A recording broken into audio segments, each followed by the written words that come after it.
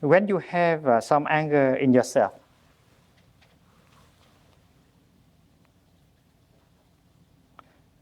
you bring mindfulness up in order to take care of your anger. And mindfulness becomes mindfulness of anger. Breathing in, I know that I am angry. Breathing out, I know that anger is in me now. You are taking good care of the guest in your living room. Because mind consciousness is the living room, and the store consciousness is your basement, where you keep many things.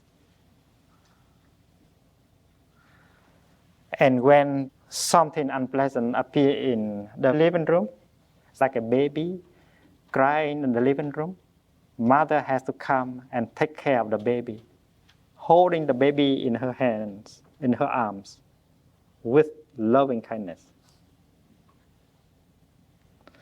Mindfulness is the mommy. When the baby of anger is crying a lot, kicking a lot, mother mindfulness has to come up and hold the baby in her arms. Because she is tenderness, she is love, she is care herself. That is why 1 minute or 2 minutes later, the baby stops crying and kicking. Mindfulness has the power of calming and stopping. If you continue to breathe in and out mindfully and embracing your anger in it, you will transform your anger. When the mommy holds the baby in her arms, her power of love and care will calm the baby. But that's not the only thing the mommy does. Mommy is looking more deeply to find out why the baby is crying. And she may find out that the baby has some temperature, or the baby may have some trouble in its stomach, things like that. And that is the work of looking deeply to see the real causes of the pain. And that is the other aspect of meditation, vipassana. Vipassana means looking deeply. If you do not have enough calm, you cannot hope to have insight. So those who practice insight meditation should practice calming meditation, samatha. Because the moment when you become still like still water and solid like a mountain, you begin to see things much more clearly. And that is why samatha contains vipassana. The same thing is true with vipassana. When you are able to see into the true nature of things, you already have calm and stillness within yourself. Therefore, in vipassana, you already have samatha. And both practice, calming and looking deeply, is carried out by a kind of energy you call mindfulness.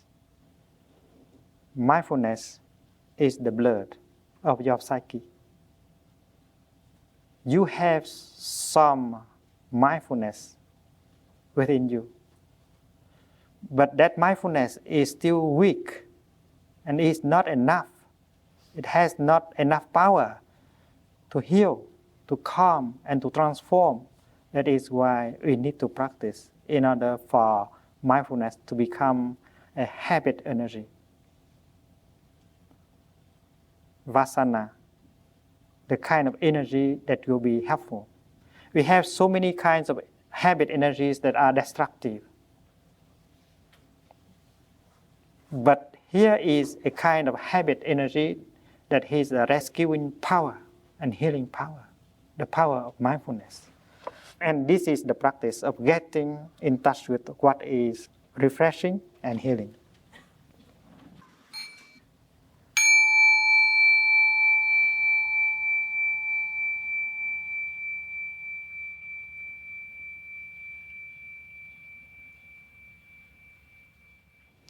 As I have said, samatha meditation, the meditation of calming and stopping, has already possessed insight in it. Because once you become calm, the moon of the truth begins to reflect in yourself.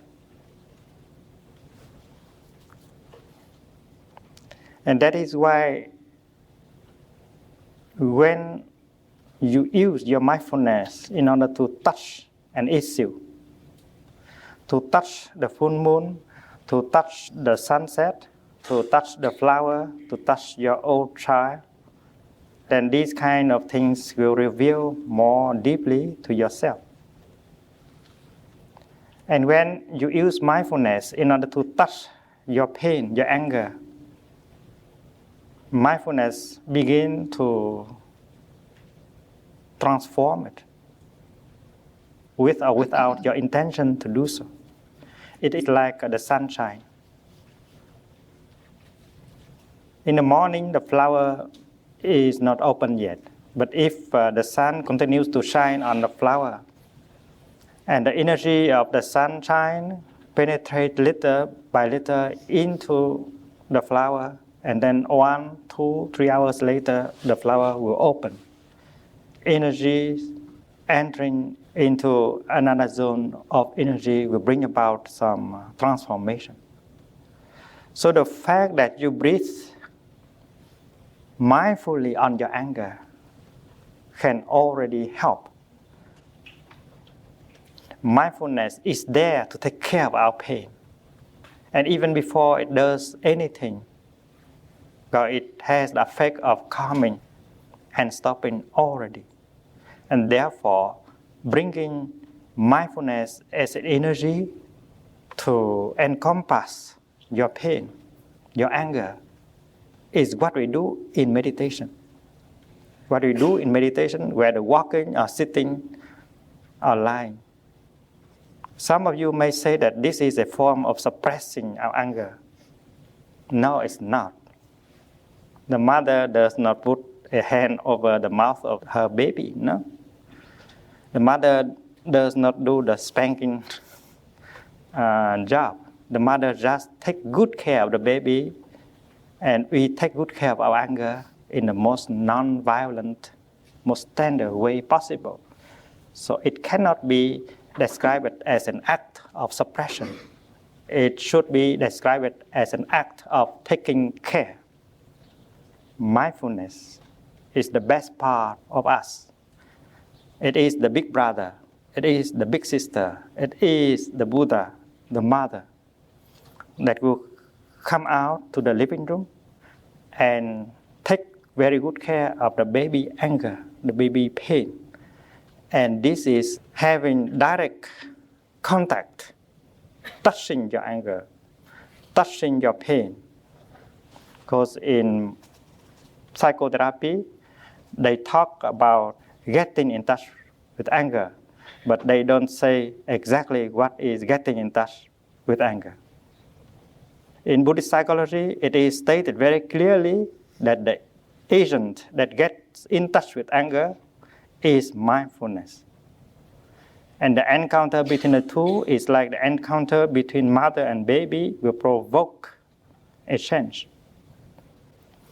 And when the situation is not so difficult anymore because of the work of embracing the baby, the mother will be able to see deeply into the baby in order to see what is wrong with the baby. So mindfulness, after having